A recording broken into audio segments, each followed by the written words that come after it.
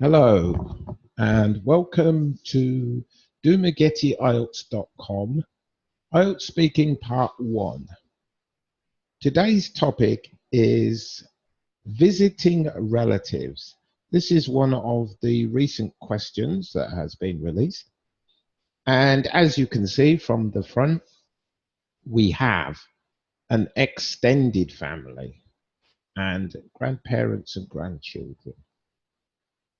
Both very important components of relatives or visiting relatives. So before we begin, let's define some words related to relatives. So vocabulary time. So relatives are people in your family, including uncles, aunts, cousins, nieces, nephews, and more. Then we have in-laws, people who are in your family by marriage. For example, your mother-in-law, your wife's mother, your brother-in-law, your sister's husband, your sister-in-law, your brother's wife, and it goes on again. So we have in-laws, people who marry into your family, and this is opposed to blood relatives, people who are born as part of the family. We use the word blood, which is very common because they have the same blood, it's said. Then we have the immediate family, which is parents and children, often referred to in America as the nuclear family. In the UK, we tend to say immediate family more, but both are fine to use. Extended family, people outside of the immediate family. So that goes back to relatives, all the other people. Then we have obligation and obligatory. Slightly different pronunciations. Obligation is a noun. Obligatory, is an adjective. So basically they're things that we have to do and we don't have a choice. Family gatherings, occasions when the family get together. Examples being weddings, birthdays, graduations, funerals, anniversaries, parties, this kind of thing. Duty, things that are expected to be done.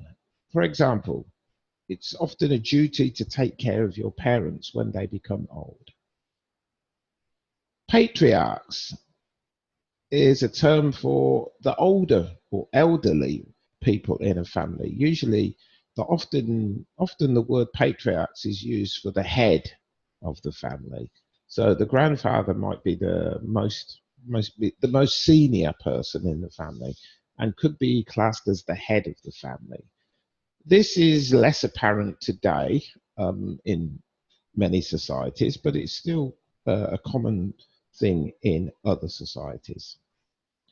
And if we're talking about only females, we would use the word matriarchs.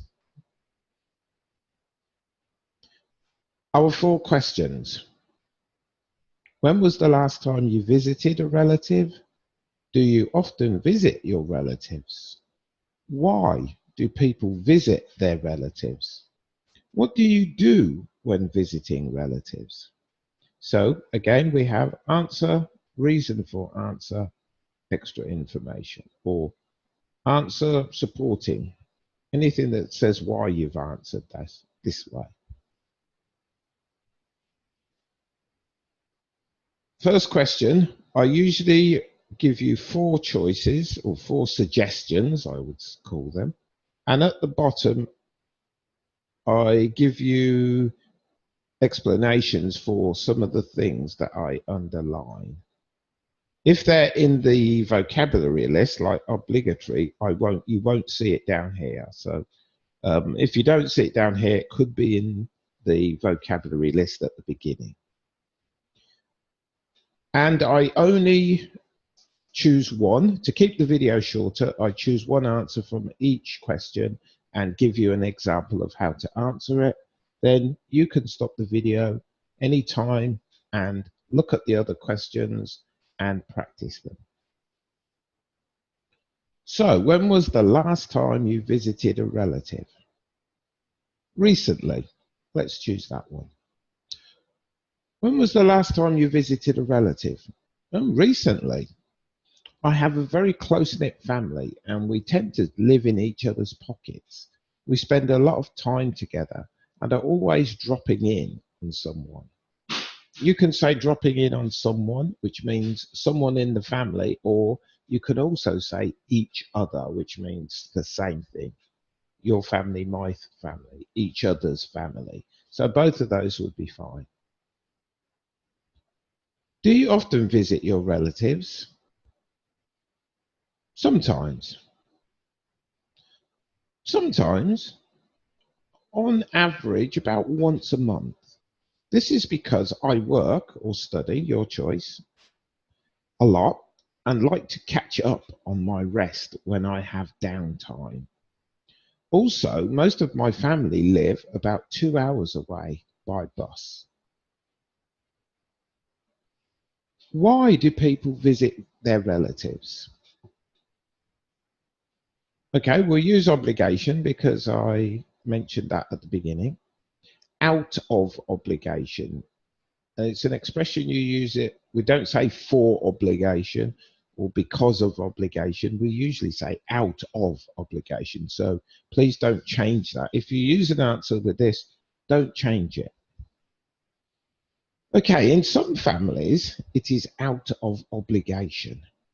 Many countries are bound by tradition, and some of these include the duty to be part of a family, whether or not you want to be.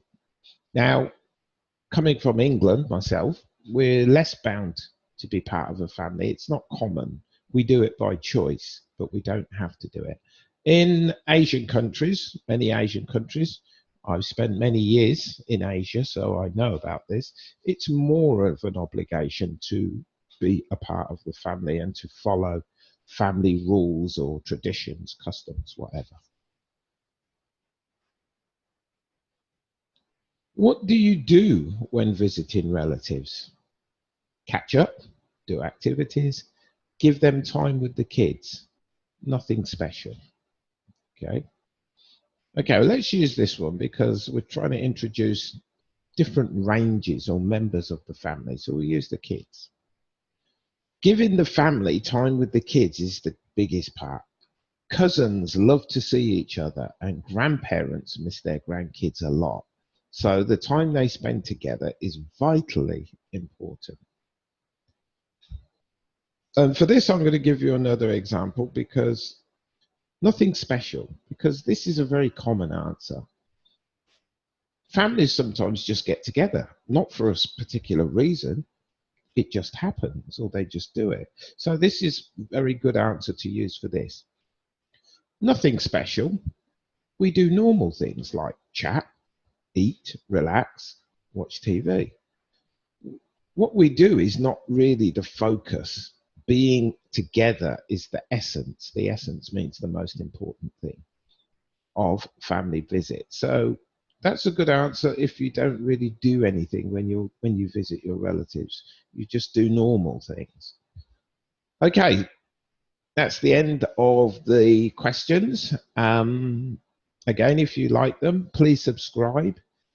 Practice, stop the video, look at all the questions, find answers that you feel are more suitable for yourself, and just keep practicing.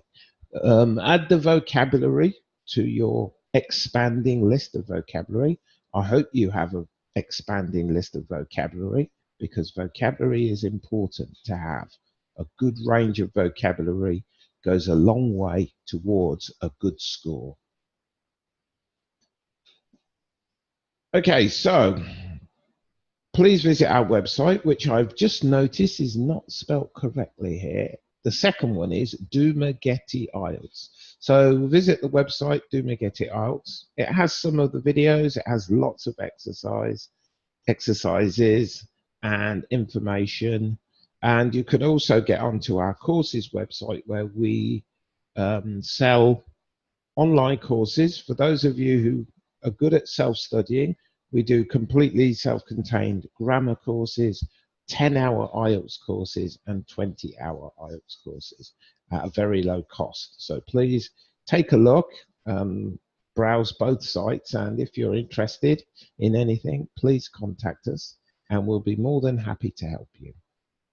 And finally, if you would like some speaking practice lessons with myself, please contact me via Do Me Get It IELTS site or send me an email to teacher@domegetitielts.com and just title it lessons, and I'll be more than happy to give you some speaking practice. Remember, speaking practice is vital.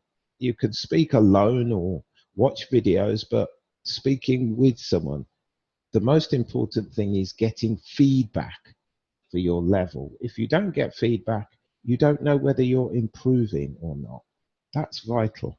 And you don't know whether you're answering the questions correctly.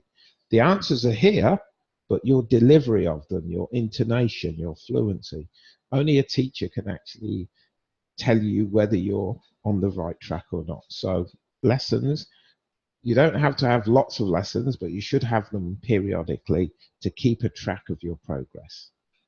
Okay, thank you, and see you hopefully in our next video.